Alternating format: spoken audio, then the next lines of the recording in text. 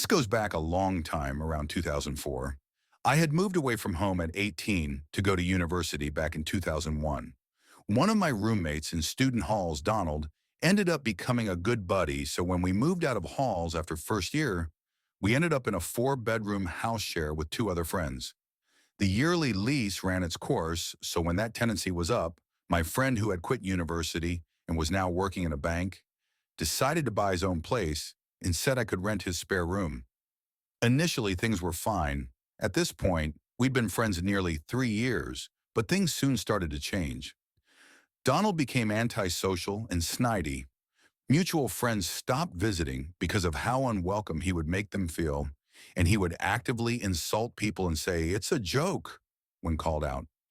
He wouldn't go on nights out with us anymore, and his annoying as fuck aunt was popping round for visits every other day.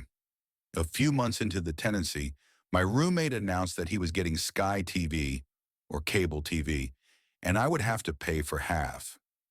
I was working a part-time retail job and paying my own way through uni and told him I couldn't really afford it. "Then you don't get a say on what I watch on my TV," he smugly replied. He got lazier and lazier and would gaslight me into thinking it was always my turn to do chores, and he would fly off the handle and get angry if he came home and there was any dishes or the bins hadn't been taken out. When I pointed out I did everything he said, my house, my rules, maybe we should rethink you living here if you don't want to live by them, his excuse was that he worked all day and I was only at university, even though I was also working 4 days a week at my shop job on top of 3 full 9 to 5 days at uni. That started to become the mantra for everything. My house, my rules. Maybe you should move out if you can't handle it. I spent more and more time in my room, and though I was polite, barely engaged with him anymore, one of my friends told me a friend of theirs was looking for a roommate, so I went to meet with them, saw the room, and decided to accept and move. My parents knew I was having a bad time, and they said they would drive up and help me pack up and move home. Within 2 weeks, I had organized the move and had booked time off work one weekend to do it. I decided not to bother telling my flatmate, so he was surprised when my parents showed up that Saturday morning. Donald was suddenly nice as pie, sucking up to my folks and acting like we were big buds. When he said to my mom, "I didn't know you were coming to visit," I replied, "They're not. They're here to move me out. I have a new flat. I decided I didn't want to live by your rules after all and found somewhere else like you kept suggesting." Donald's face fell and he just stared like he was waiting for it to be a prank. Then he skulked off to his bedroom and avoided us when no one laughed. My folks were able to get me moved in just 2 car trips, so it took maybe an hour to get all moved out. I didn't even say bye, just left my keys on the coffee table and walked out the door. A few hours later, now in my new home, I got a text from Donald reading, "I'm really sorry for the way I behaved. I hope we can still be friends." I sent him back, "Ha ha ha ha ha ha," and never heard from him again. My new roommate ended up becoming one of my best friends, and we're still good friends over 20 years later. I never spoke to Donald again, but a mutual friend told me he couldn't afford the mortgage on his flat without me.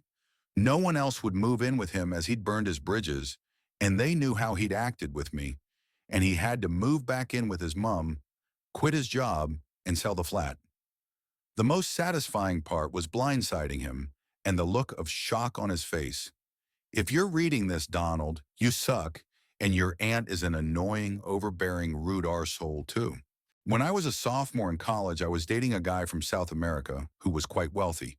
He and his brother and some of their friends had booked one of those college kids' spring break trips to South Padre Island. There weren't any seats left on the bus, but my roommate told me that her boyfriend and a couple of dudes from his fraternity were driving down in a truck. She asked if I could join them, and he said yes. So I'm in a truck with 4 guys that I don't know. I kind of knew her BF, but not well. I sat up front for most of the drive and helped drive as well. 3 of the 4 were fairly cool. The guy who owned the truck was a jerk, refused to drive, and sat in the back getting stoned the entire time. Apparently his nickname in the fraternity was Drugs. Whatever. All of our stuff was in the back of the truck. I didn't think anything of it. When we finally got there, my boyfriend was there waiting for me. They dropped me off. I gave the jerk 100 bucks for gas, said I hoped everyone had a great time, and took off. Later that night, we were getting ready to go out, and I discovered that all of my cash, $300, was gone, stolen out of my suitcase. I knew it was the jerk. The other guys were so much nicer to me. I was crying, and my boyfriend said not to worry, he would pay my share. But he and his brother and friends were pissed. Almost a week later, we were at a bar and I saw them pull up. I was shaking. My boyfriend said, "Don't worry, we'll leave." But he asked me which truck was theirs. I told him. He said he would be right back, and he and his brother went outside. I waited for a few minutes, trying to make sure they didn't see me. Boyfriend and his brother came back, he grabbed me, and we left. We had a blast. When the week ended a couple of days later, my boyfriend said he wasn't going back on the bus and booked us 2 tickets out of Brownsville to fly home. While we were waiting at the airport, my boyfriend said that drugs was fucked. I asked what he meant. He said that he and his brother put sand in the gas tank and that their truck was going to crap out shortly after they left. I had mixed feelings about this, but we had already left the island. No cell phones. This was in the late 80s. About 2 days after I got back, my roommate asked if I had seen them. I said I thought I saw them once, but I wasn't sure. She said that their truck had broken down about an hour after they left. The engine completely crapped out, and they spent an extra 2 days waiting to get the truck fixed. They had to clear the fuel lines, replace some pump, and replace the engine. Drugs' dad was super pissed and insisted that he drive the truck home, and his truck privileges were revoked. Here's how my ex-boss and his brilliant management team tried to exploit me and ended up handing me the perfect revenge on a silver platter. Petty? Quite a lot. In my country, this is rarely done. A few years ago, I, F35, worked as a SEO copywriter and SSM for a well-known Italian company. I spoke and reported directly to Big Boss, General Manager, and Mini Boss. When they hired me, they forced me to open a VAT number, Partita IVA, and work as a freelancer. In reality, I worked exclusively for them, 8 hours a day, 5 days a week, just like a full-time employee. This is not exactly fair.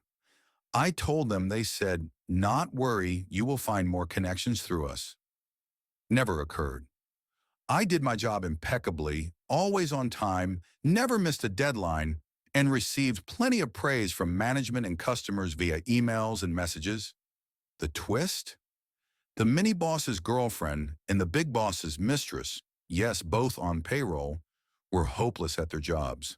They made mistakes, dumped their work on others, and only survived thanks to their connections. I didn't hide my opinion, especially when their mistakes meant more work for everyone else. After 7 months out of nowhere, the mini boss tells me in person, no written notice, which is illegal. Your services are no longer required. I asked to speak with Big Boss too. Request denied. I just smiled and said to Mini Boss, "This isn't over." He looked nervous and asked, "Are you threatening the company?" I replied, "Threats are for people who aren't sure they'll win. I'm making a promise. It's just a matter of time." With my lawyer, I started legal action for wrongful termination and labor law violations. Here's where it gets delicious. The big boss, in his infinite wisdom, replied to my lawyer's official communication with a long, angry email full of insults and personal attacks. "Thank you for the extra evidence, genius." After a year, because Italian bureaucracy is slow as hell, I delivered a 200-page dossier of evidence. Chats, emails, communications, invoices, photos, everything. Less than a week after my lawyer filed it, in the middle of Christmas holidays, their own lawyer contacted me, practically begging me to name a settlement amount so they could avoid going to trial. With my lawyer, I asked for a 5-figure sum. They accepted without a single complaint. On the day of the settlement hearing, the judge actually congratulated me and my lawyer for how thoroughly we documented everything. She then turned to my ex-boss and gave him a stern warning about his appalling conduct, adding, "We're honestly tired of seeing your name in court. Looks like a leopard really doesn't change its spots."